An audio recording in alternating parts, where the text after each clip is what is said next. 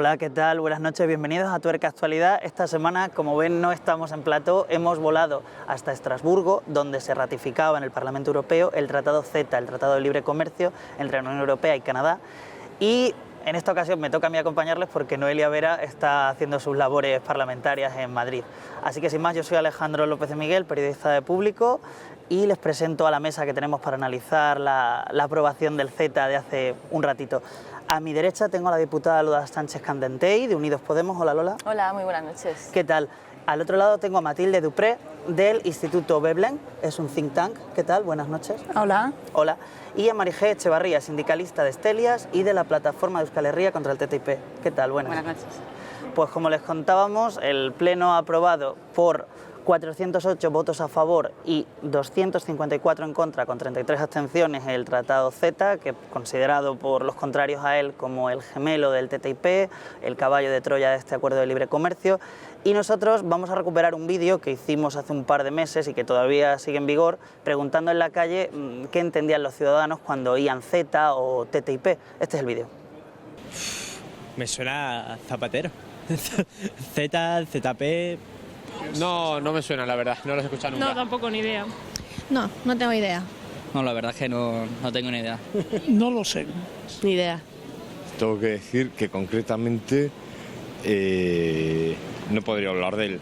Así como el argumentario del TTIP sí, de lo que supone, de las multinacionales, de la pérdida de soberanía de los estados y de la pérdida al final de democracia sí, del CETA no me atrevería a decir concretamente los términos. Es un acuerdo comercial bilateral entre varios países, de reducción de aranceles y de libre comercio. O sea, lo llevan todo en la sombra. ¿Por qué? Porque no nos va a beneficiar a nosotros, el trabajador de calle. Va a beneficiar a los de arriba, como siempre. Es algo que van a mantenerlo siempre en las sombras. Pues yo por mi parte no, porque nunca lo había escuchado, o sea que no sabía ni que existía. Yo tampoco, porque ni lo he visto, no sé si lo habrán echado en las noticias o algo, pero no tenía ni idea. Pues no me preocupo, no te puedo decir si ha hecho mucho o ha hecho poco. Me supongo que habrá hecho poco, me lo supongo. Siempre el gobierno español o cualquiera que sea tiene que informar a sus ciudadanos, se debe a sus ciudadanos, y si los ciudadanos de a pie no saben y esto simplemente se va a firmar a medianoche, como se dice, ¿no? Y van a sorprender al resto de ciudadanos, eso sí está mal. No, la verdad, en opinión personal no se ha explicado muy bien, no da mucha información. Supongo que a nivel empresarial sí tendrán más conocimiento sobre ello y más las empresas que son más internacionales, eso, pero el ciudadano a pie yo creo que tiene poca idea sobre ello. Ha habido siempre, incluso por parte de los socialistas, o sea, como una voluntad de tapar la situación. Quien ha estado, digamos, sacando ha sido Podemos, hasta que llegó un momento en el que, por una serie de filtraciones, se hizo un poco como irreversible el que era necesario dar a la opinión pública una información de qué es lo que se estaba negociando y toda la implicación que tenía para la ciudadanía.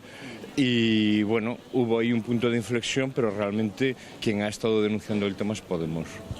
No han hecho nada, porque si no lo conocemos la gente, bueno, yo sí que me interesa la política y no tengo ni idea. Información, ¿no? Lo poco que he podido leer en ni siquiera en prensa, ¿no? En correos que te mandan. Bueno, pues aunque este vídeo tenga un par de meses, a día de hoy todavía la mayor parte de los ciudadanos probablemente no sepan qué es el CETA. Entonces, son 1.600 páginas, 13 capítulos, un tratado bastante largo y bastante complejo que hoy han apoyado el Partido Popular Europeo, los socialdemócratas divididos, pero todo el Partido Socialista Obrero Español en grupo, también los liberales, los conservadores y reformistas, y en contra el GUE-NGL, los verdes y algunas otras fuerzas. Os pido que aterricemos un poquito el debate. ¿Qué es esto del CETA? ¿Qué se le ha dado luz verde hoy, Lola? Bueno, supuestamente es un tratado comercial y de inversiones, pero es mucho más, como creo que acabará saliendo en esta mesa. Es un tratado comercial y de inversiones entre la Unión Europea y Canadá, que lo que pretende es aumentar el flujo comercial entre ambas partes. Pero claro, ¿al precio de qué? ¿A qué precio? Esa es la cosa, compañera. ¿Matilde? Bueno, hay que ver que las economías europeas y de Canadá ya están muy interrelacionadas y que ahora los obstáculos al comercio sobre los cuales estamos trabajando en realidad son reglas, legislaciones que tocan a la salud, a la alimentación, la agricultura y que eso tiene un alto precio para la sociedad en su conjunto. ¿Qué precio puede tener, Marigé? ¿Cómo crees que puede influir, por ejemplo, en materia de políticas públicas? Bueno, yo empezaría diciendo que es un acuerdo totalmente tóxico, ¿no? Especialmente para los servicios públicos. En ese sentido, limita muy seriamente la capacidad de nuestros gobiernos, tanto estatales como autonómicos, a la hora de tomar decisiones, expandir, aumentar y regular los servicios públicos, ¿no? Entonces, y a su vez también una de las cosas más graves es que tampoco va a permitir revertir, ¿no?, en esas privatizaciones nefastas que se hayan realizado hasta ahora, ¿no? Eso es lo de las cláusulas trinquete. Así es. ¿Cómo funcionan exactamente esas cláusulas?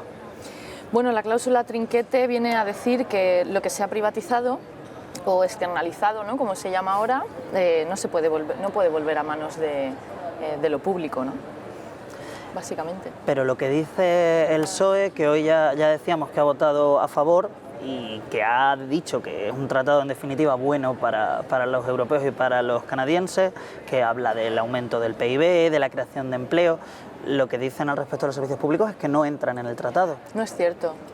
No es cierto. Esto es una novedad que tiene este tratado y es una de las cosas más peligrosas que contiene, que es lo que se llama la lista negativa.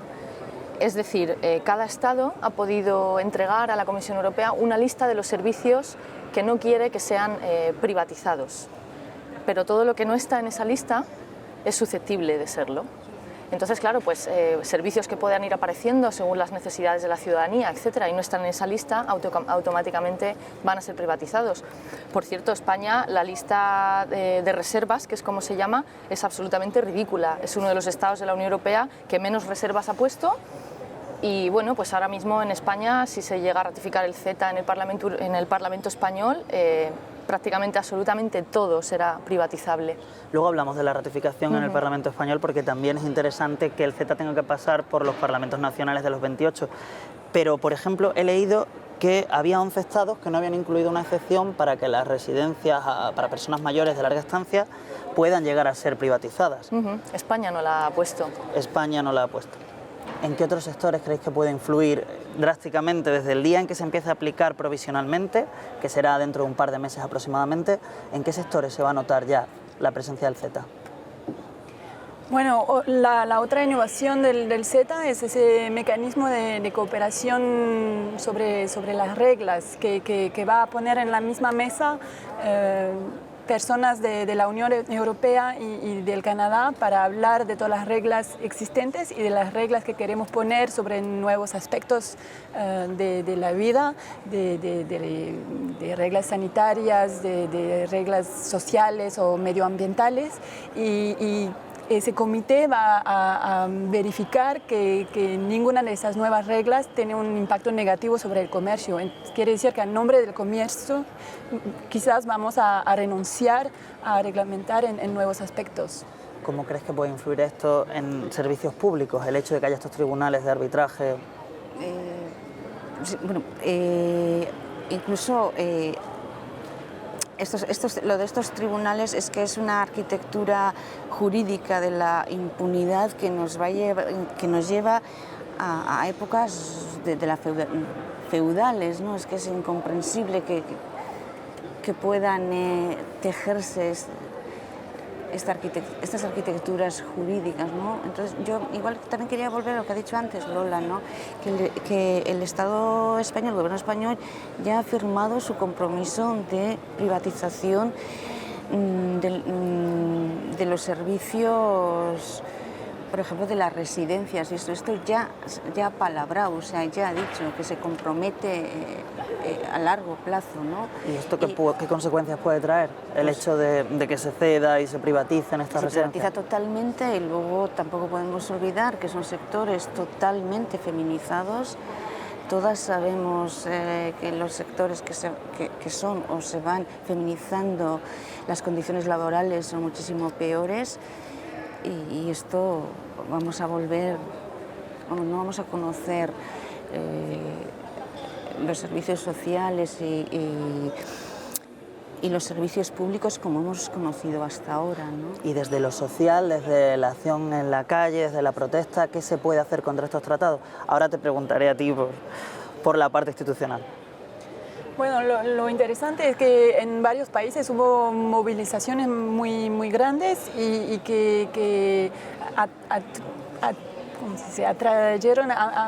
atrajeron a muchas fuerzas diferentes. Vimos a personas que trabajan en la agricultura, vimos personas de los sindicatos, pero también ONGs de protección del medio ambiente e incluso a pequeñas y medianas empresas en países como Alemania o Austria estuvieron muy presentes en esas protestas para mostrar que la aplicación de ese tratado va a tener implicaciones en la vida cotidiana de todos los europeos. En el instituto en el que tú trabajas, Veblen, es un think tank en el que habéis abordado cómo va a afectar, por ejemplo, a las pymes o cómo se posicionan las pymes.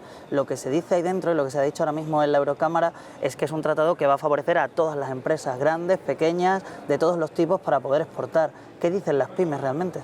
Bueno, en realidad creemos que las declaraciones de la Comisión Europea, que dice que los acuerdos están diseñados para apoyar a las pymes, son infundadas y engañosas. Y hemos hecho varios estudios con pymes de Alemania y de Reino Unido primero, el año pasado, y ahora la semana pasada publicamos un nuevo estudio con pymes de Países Bajos, de Eslovenia, de Lituania, de Francia y de Bélgica, y la mayoría de ellas dicen que no han sido involucradas para nada en esas negociaciones, que no están informadas y que sus intereses no están tomados en cuenta.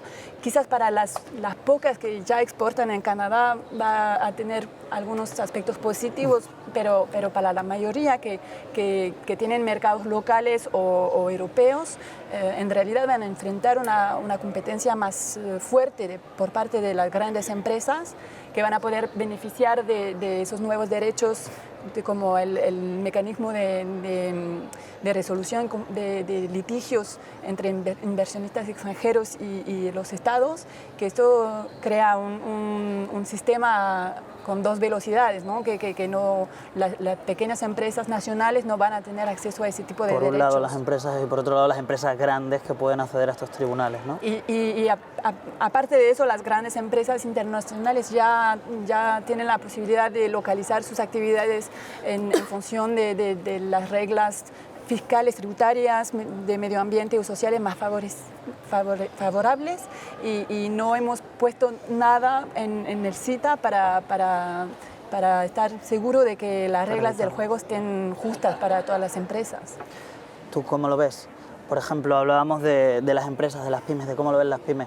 Vosotros habéis denunciado en muchas ocasiones que quien lo ve son realmente las grandes empresas, Business Europe, la patronal europea.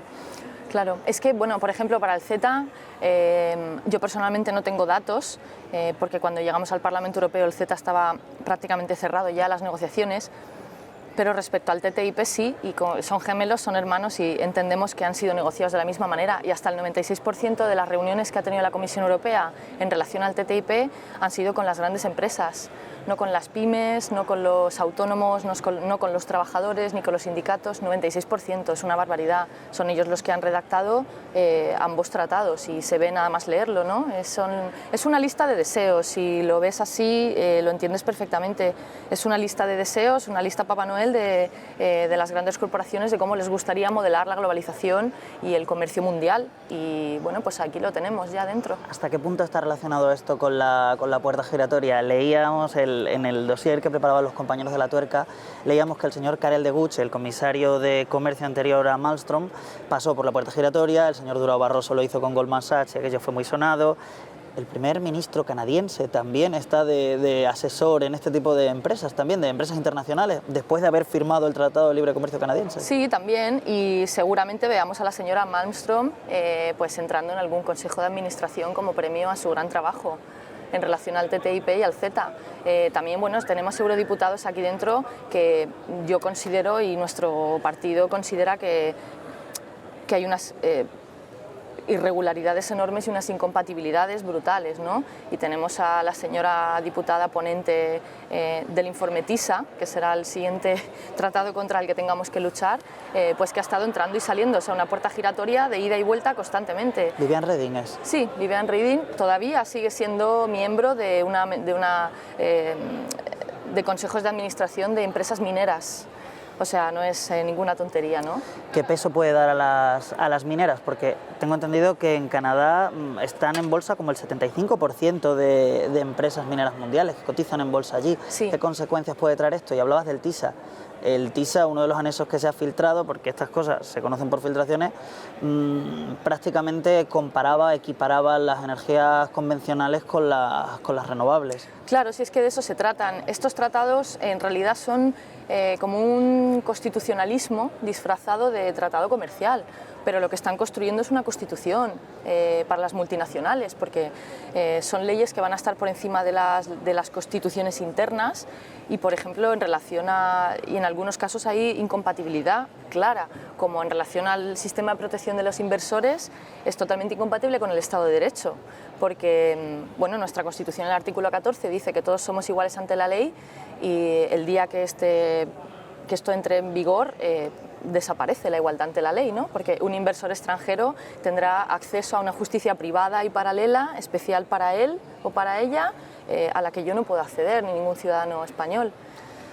Lo que dice el PSOE ahora, la justificación del apoyo a este tribunal, es que son jueces quienes ahora forman parte de él y que es público, aunque no cobren un salario en función, un fijo, sino en función de los casos que resuelvan. Ya, bueno, no es cierto. Y una cosa es que, bueno, el papel es que lo aguanta todo. Tú en el papel puedes poner lo que quieras y puedes poner un deseo. Y el deseo es que en realidad la Comisión Europea tiene ahora la intención de crear un marco jurídico, es decir, un tribunal internacional para la resolución de conflictos entre inversores y estados, ¿no? Mientras que se opone sistemáticamente a la creación de un tribunal internacional de justicia en el seno de la ONU para que bueno, las personas afectadas por violaciones de derechos humanos de las multinacionales puedan acceder a justicia y reparación.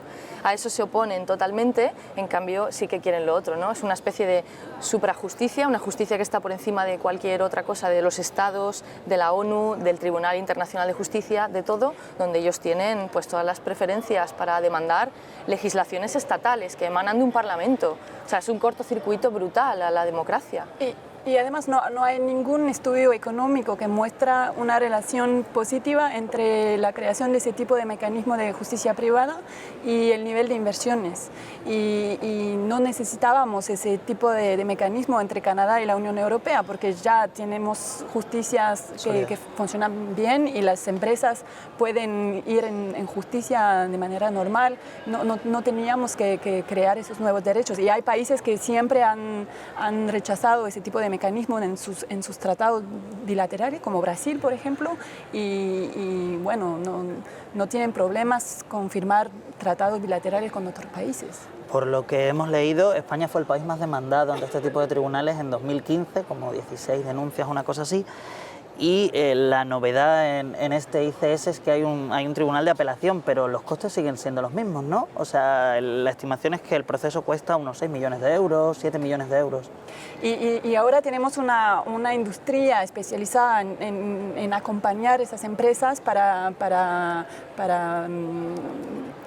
hacer esos pleitos a los estados. Tenemos fondos de inversión que van a buscar las empresas que les aconsejan cómo llevar un caso y pagan en adelante los costos y luego se recuperan con el dinero de los ciudadanos que el Estado tiene que dar a la empresa al final del mecanismo.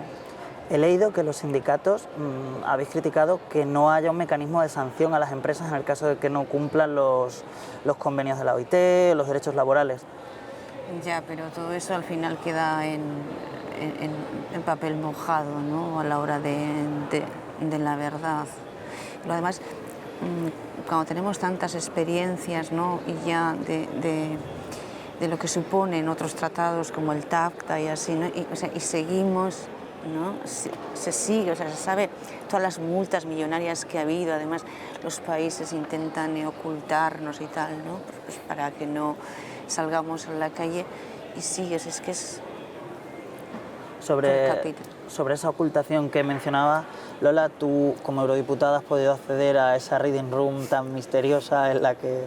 ¿Cómo eran las condiciones de acceso? ¿Eran 2 horas o una cosa así? Sí, esto es en relación al TTIP, porque para el CETA nunca existió una sala donde los eurodiputados pudieran ir a ver el avance de las negociaciones, y con el TTIP pues la comisaria al final tuvo que ceder y abrirla por las presiones que recibía tanto de fuera del Parlamento como muchos eurodiputados aquí dentro.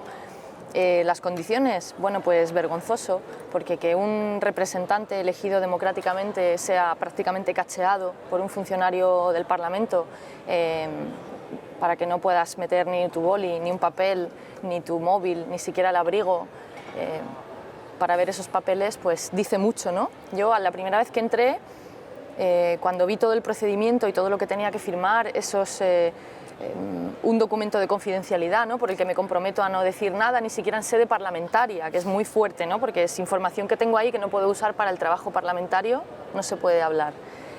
Ya dices, bueno, voy a entrar a verlo y a leerlo, claro, ahora me da mucha curiosidad, pero solamente con todo este procedimiento que hay que pasar antes, ya me imagino que lo que hay ahí dentro, si no queréis que se sepa de ninguna de las maneras, es porque a la gente no le va a gustar.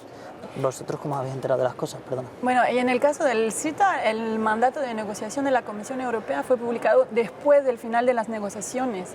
Quiere decir que nadie sabía qué es lo que los estados habían pedido a la Comisión en esas negociaciones. Eso no es normal. Y ahora con el TTIP tuvimos un poco de progresos, después, ¿no? de transparencia, o sea, hicieron unos esfuerzos, pero tampoco los aplican a las demás negociaciones que la Comisión está ahora mismo haciendo, porque hay 20 acuerdos de comercio que están en negociación con más de 60 países, con Japón, con Mercosur, con México ahora, y en algunos casos todavía no tenemos el mandato de negociación. Eso no es posible. El mandato del TTIP también fue así, ¿no? Que fue después de la presión, había una carta del negociador y pedía 30 años de secreto, una cosa así.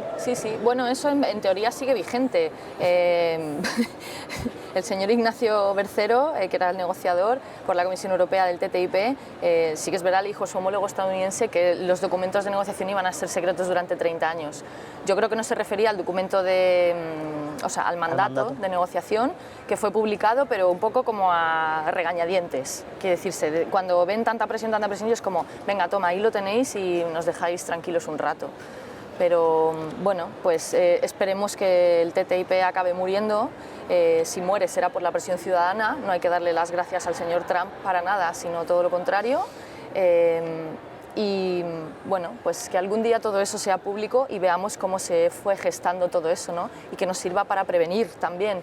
¿Vosotros cómo os habéis enterado de las cosas del TTIP y del CETA? ¿Cómo ha llegado a vosotros la información y habéis reaccionado ante lo que podía ser algo preocupante? Pues en nuestro caso, pues a través de la plataforma y porque estamos sensibles con el tema y esto, ¿no? Pero luego yo creo que hay que apelar también a estos gobiernos que tenemos, ¿no? Por ejemplo, el gobierno español, o sea, ha pasado y se ha debatido con, o sea, es que ha pasado así como a todo correr, ¿no? En el Parlamento Vasco también intentamos, o sea, es que no hay forma, o sea, es que no interesa que la población y la sociedad civil estemos informados, o sea, es que pasa. Entonces, no sé, a mí a veces, aunque hoy esté aquí en el Parlamento Europeo, me resulta a veces como lejano, ¿no? Pero dices, pero es que en mi propia comunidad no hay forma de poder hablar del tema, de discutir, que es un parlamento pequeño y no sé qué, o sea, es que tampoco, es que... Es complicado acceder a la información. Es muy complicado.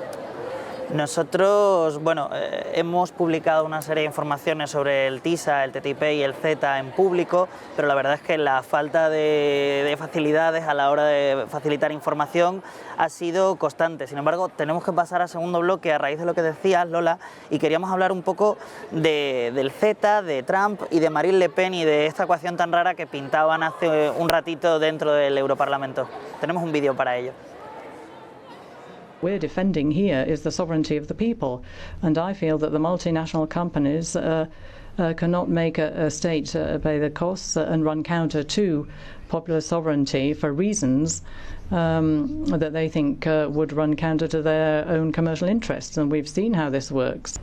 All right, we're going to sign 3 memorandums right now. The first one is withdrawal from the United States from the Trans-Pacific Partnership. Everyone knows what that means, right? We've been talking about this for a long time. Thank you.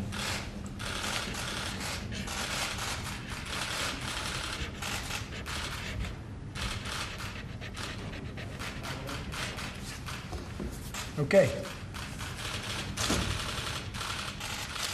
Great thing for the American worker, what we just did.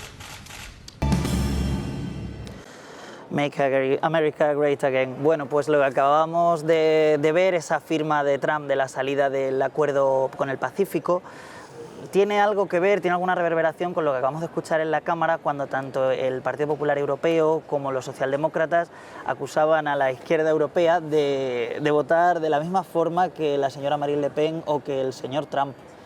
¿Qué tenéis que decir vosotros a esto? Bueno, es un argumento que, si no fuera por lo serio que es el tema, pues haría mucha gracia y sonaría chiste porque suena chiste. Desde luego que Marine Le Pen está en contra de este tipo de tratados, pero las razones son completamente opuestas, ¿no? Entre la izquierda o la sociedad civil que se ha levantado contra esto y lo de esta señora. Le Pen es élite económica. Ella, por mucho que quiera ser del pueblo, no es del pueblo, lo mismo que con Donald Trump, ¿no? Donald Trump ahora parece que es un hombre que se ha hecho a sí mismo y todo eso, y es élite económica pura y dura, y solamente hay que ver a quién ha puesto en su gabinete, ¿no? Es gente del petróleo, gente de las finanzas, gente de la bolsa. Bueno, pues son las personas que han estado impulsando este tipo de acuerdos comerciales, ¿no? Y que sigan diciéndolo. Mira, Jonás Fernández, un eurodiputado del PSOE, justo estábamos votando y ha puesto un tuit que creo que le ha caído una lluvia de críticas brutal, ¿no? Porque venía a decir que Le Pen y Unidos Podemos votan lo mismo, por lo tanto es una buena razón para votar a favor del CETA, ¿no? O sea, es alucinante, ¿no? Es un razonamiento típico más de un molusco que de una persona, para empezar. Para seguir es mentira.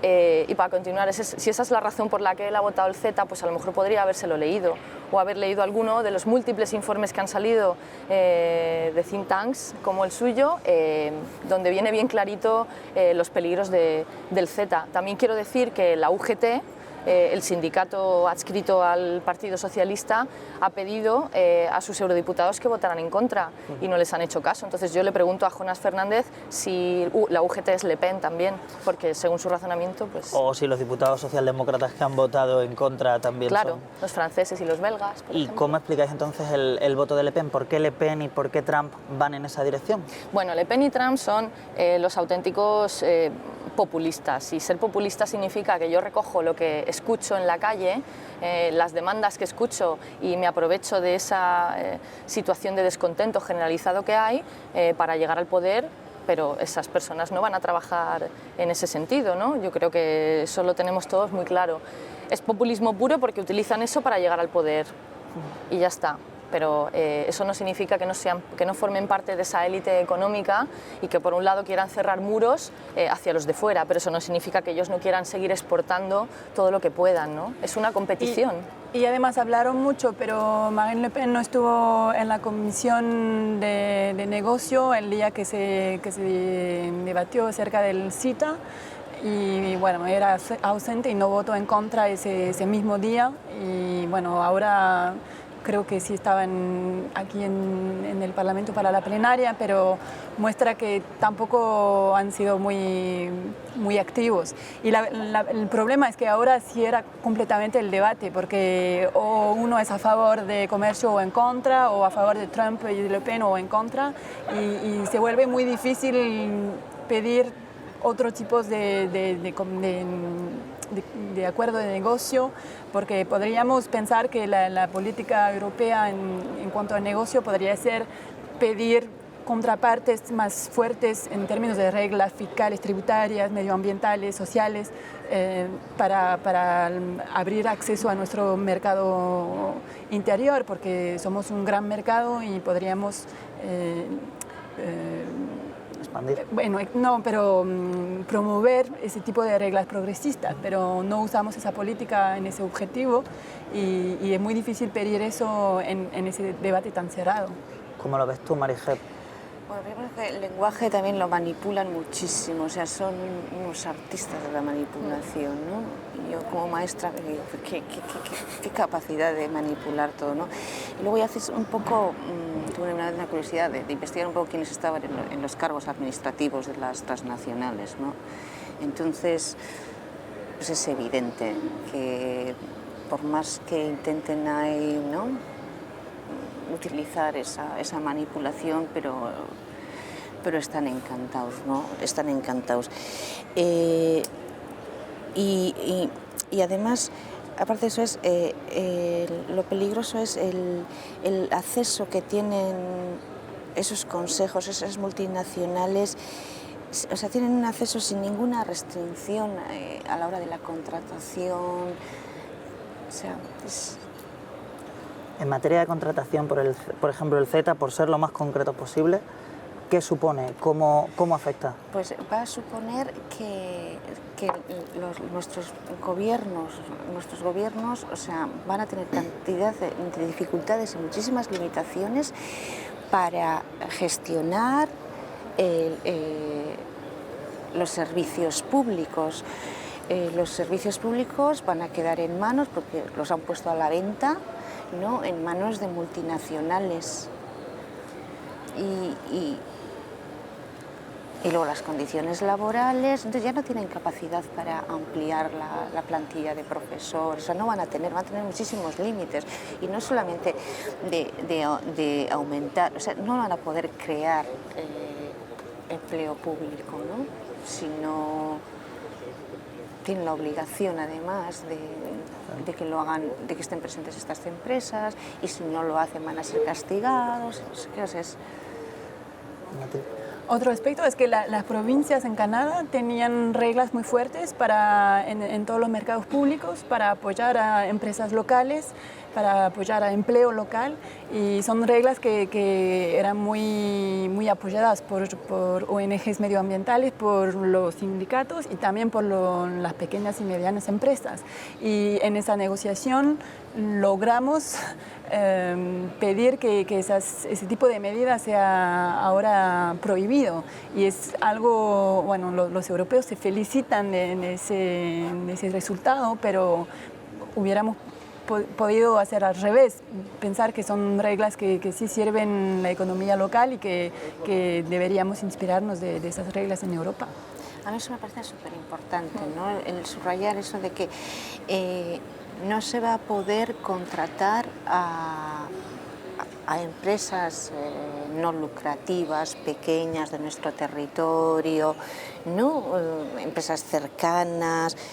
No se va a poder hacer eso, ¿no? Va a tener que ser todo en manos de las grandes multinacionales, lo cual va a suponer muchísimo daño, ¿no?, a nuestras pequeñas.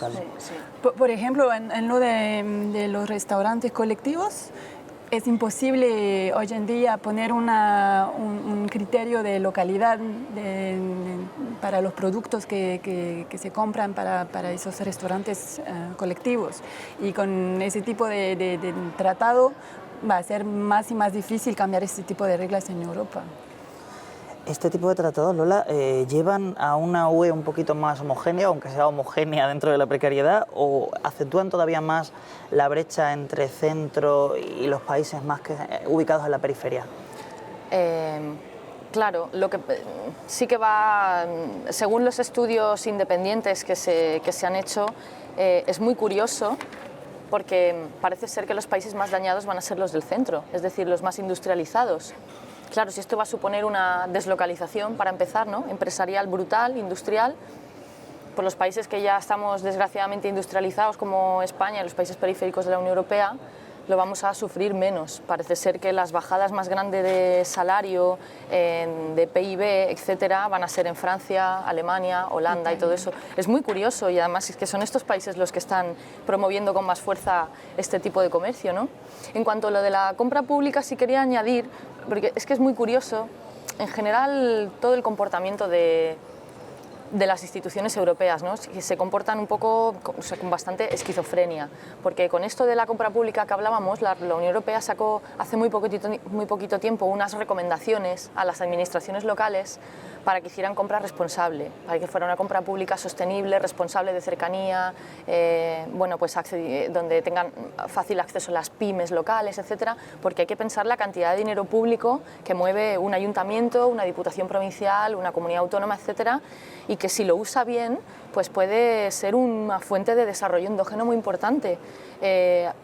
Por un lado saca esto hace muy poquito tiempo, una recomendación, y por otro lado está negociando unos tratados en los que se viene a decir que nos olvidemos de todo eso, que de sostenibilidad y de cercanía nada, y que aquí va a ganar el que menos precio ofrezca.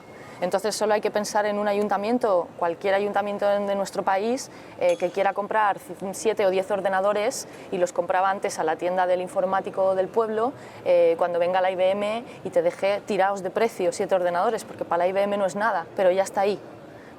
¿No? Pues así eso lo podemos multiplicar en todos los ayuntamientos de Europa, todas las provincias y todos los productos y servicios que las administraciones contratan. Es muchísimo dinero, y esa bolsa de dinero las grandes multinacionales la estaban viendo y bueno, pues a por ello han ido y ahí lo tienen. Esta misma mañana había un grupo de activistas de 6 países distintos, entre ellos España. Entre ellos había 2 espartanas de Coca-Cola que pide la readmisión con una sentencia del Supremo a favor, a la espera de que Coca-Cola la acate. Había gente de la CGT, de UGT, de Elite Taxi y de otras organizaciones protestando aquí en Bruselas. Empezaban a las 7 de la mañana, han hecho una marcha y han desplegado también un caballo hinchable de Troya en la misma puerta del Parlamento Europeo. Supongo que lo habréis visto a la entrada. ¿Es el CETA caballo de Troya, como se dice, o como dice el PSOE, y ahora vamos con el PSOE, son cosas completamente distintas? Bueno, la que quiera. Hay partes del acuerdo del CETA que van a hacer que las empresas multinacionales de Estados Unidos van a poder usar. Hay 42.000 empresas multinacionales de Estados Unidos que están presentes en la Unión Europea y también presentes en Canadá. Filiales. Filiales, y entonces van a poder usar el mecanismo de resolución de litigios entre inversionistas y los estados gracias al CETA. Entiendo. ¿Cómo lo ves? Pues fatal, yo lo veo fatal, ¿no? Y hay que añadir a lo menciona uno, yo estoy muy preocupada, por ejemplo, con el tema del agua, ¿no? Porque estoy muy preocupada. Porque además ya hay experiencias, ¿no?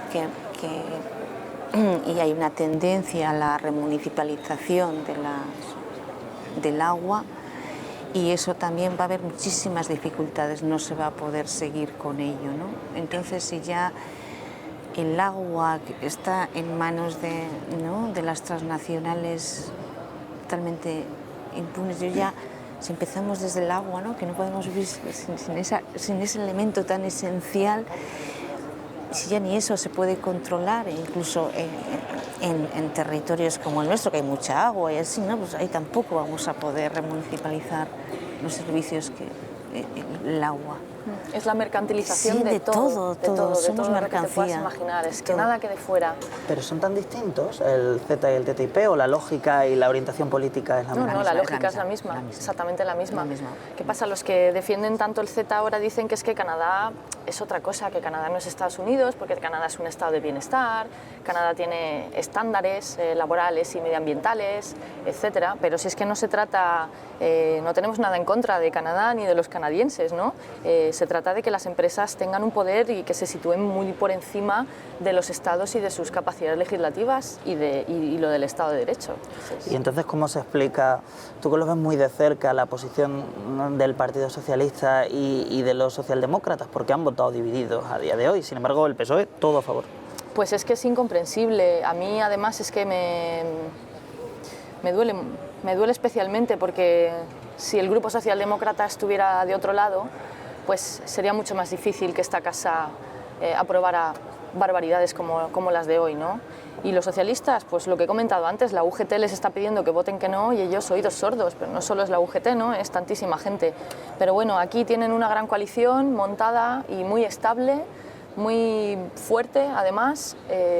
Hacen paripés como lo del presidente del Parlamento, ¿no? De yo presento uno, ya habíamos dicho que no, no sé qué. Al final son paripés. Y los que se han salido, sí que es verdad que los socialistas belgas son de los que desde el principio han estado en contra del TTIP y del CETA, María Arena y sus compañeros, pero los franceses no. Los socialistas franceses durante mucho tiempo han estado, bueno, pues dubitativos y que sí, unos que no, no sé qué, pero como este año tienen elecciones, entonces de repente se posicionan en contra. Y es lo que te digo, pues se suben al carro, al mismo carro al que se sube la extrema derecha. Y la posición del gobierno francés de decir que no al TTIP, que sí al CETA, que como si fueran acuerdos diferentes, nos parece muy difícil de apoyar, porque en realidad son los mismos ingredientes adentro de esos dos mismos acuerdos. Además, mucho ruido al no al TTIP y mucho silencio al sí al CETA, ¿no?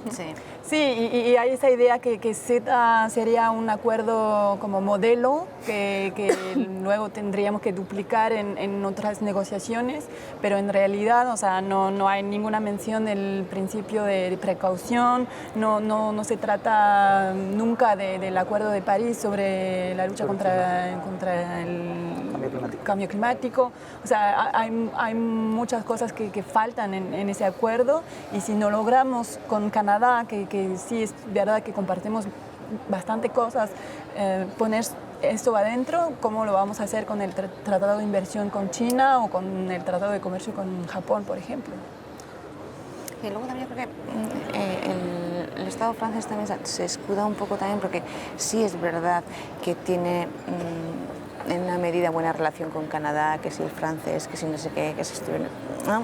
Yo creo que también ahí tienen esa, no sé, esa relación, entre comillas. Yo estuve en verano en Canadá y me dio esa sensación.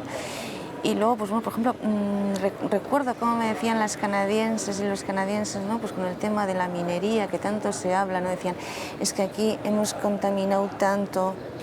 Canadá decía, y decía, pues que esto es muy verde, y me decían, no, Marije, en proporción, esto es tan grande y es tanta naturaleza, pero en proporción estamos igual, hemos destrozado la naturaleza igual que vosotras allí, ¿no? Porque en proporción, porque aquello era una cosa, ¿no? Muy grande, muy grande.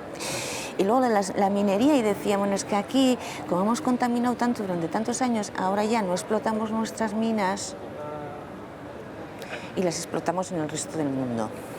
Y toda la mayoría de las empresas mineras de África y así, son todas, la empresa, la maquinaria, la tecnología, muchísimas, la mayoría son canadienses. Entonces, yo tenía como que Canadá era muy, no sé, ¿no? No tanto. Y la verdad es que en un montón, y en más aspectos, pero me quedé ahí como muy sorprendida, ¿no? Otro aspecto que no ha sido muy debatido es que Canadá se está volviendo un paraíso fiscal. Hubo hace poco revelaciones que vienen de los Panama Papers, que muestran que ahora Canadá es un lugar donde todos los consejeros fiscales del mundo entero, bueno, dicen, crean offshore, sí, y muestran que hay que ir ahí, y los llaman snow washing, porque tiene muy buena fama el Canadá, y no parece que si un inversionista va a Canadá es para esconder dinero o para disimular su identidad para crear empresas, pero en realidad sí eso es algo muy muy real y no hay nada tampoco en el CETA para luchar contra eso. Os pido, estamos ya casi sin tiempo, os pido un par de ideas, 20 segundos, conclusiones y cómo creéis que se va a enfocar la lucha contra el CETA, contra el TTIP, si hay forma de pararlo. Y antes que eso, Lola, dos preguntas logísticas, aprovechando que estás aquí. Una es, más o menos, ¿cuándo se empieza a implementar? ¿Es dentro de 6, dentro de un año? Meses. Bueno, ahora empieza la aplicación provisional y no sé qué tiempos lleva o tiene propuestos la Comisión, que ahora nos tendrá que informar, ¿no?, de cómo va. En cuanto al Estado español, pues ayer estuve de reunión con el secretario de Estado ante la Unión Europea y tienen una prisa terrorífica por pasarlo al Congreso de los Diputados y además están preocupados porque, claro, durante todo el tiempo que no ha habido gobierno tienen una cola de cosas para pasar al Congreso que dicen que a lo mejor hasta tienen que adelantarlo y todo, ¿no? Tienen bastante prisa, claro, para que no hagamos ruido, pero esa es nuestra oportunidad. Pero en cualquier caso va a pasar por el Congreso de los Diputados, no por el Consejo de Ministros. Tiene que pasar por el Congreso de los Diputados y ser aprobado allí. Y entonces esa es una baza que tenemos ahora en los estados. Claro, de hecho hay algunos en los que tiene que haber referéndum obligatoriamente, como Irlanda u Holanda. Entonces, pues ahí esperemos que... Sabemos que ahí tenemos la gran zancadilla, ¿no?, donde podamos hacer caer esto entero. Bueno, y algunos han puesto condiciones, ¿no? Por ejemplo, Valonia dijo que también hacía falta la consulta al TGV. Sí. Bueno, y que oí que quién iba a presentar, pues me parece que es Holanda o Bélgica, que va a presentarlo, Holanda, sí. puede ser. Holanda puede ser, sí. La verdad que todas estas declaraciones conjuntas que salieron cuando se firmó el CETA, tampoco está muy claro cuál es la vinculación legal que tienen, ¿no? Claro. Y los estados empezaron a sacar todas sus reservas y a decir, bueno, yo sí, el CETA sí, pero me quitas esto, me pones lo otro, no sé qué, ¿no? Como un menú, ¿no? Y no sabemos eso ahora cómo se va a gestionar, es muy difícil.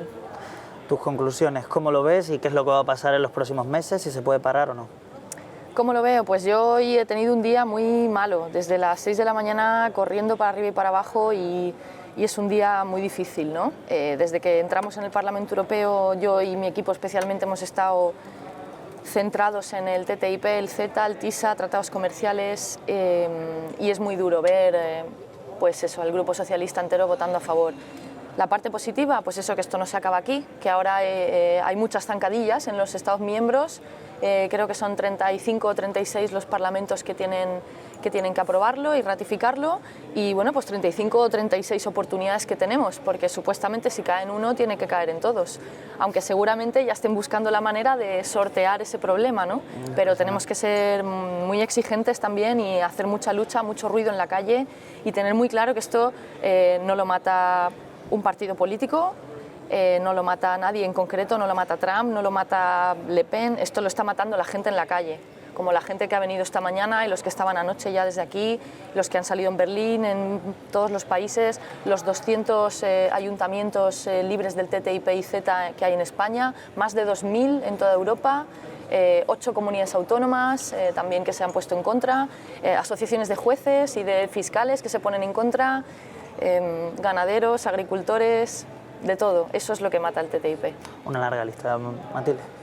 Bueno, ahora en Francia esta semana hay un debate muy importante sobre la legalidad del CETA y a ver si está legal con la Constitución francesa. Hay profesores de Derecho Público que analizaron que quizás no y que hay un riesgo a ese nivel. Entonces veremos, pero 60 diputados podrían llevar el caso a la Corte Constitucional para verificar eso y podría ser el próximo paso en Francia. ¿Y ahí se puede parar hasta que la Corte Constitucional se pronuncie? Bueno, sí, bueno, a lo menos tendrá un impacto sobre la decisión que se tiene que tomar a nivel del Parlamento Nacional. Marijé. Bueno, pues desde la campaña de Euskal Herria, yo creo que ayer mismo estuvieron los compañeros y las compañeras en la calle, hicimos una parodia de una declaración de amor entre el Partido Nacionalista Vasco, el PSOE, con el CETA.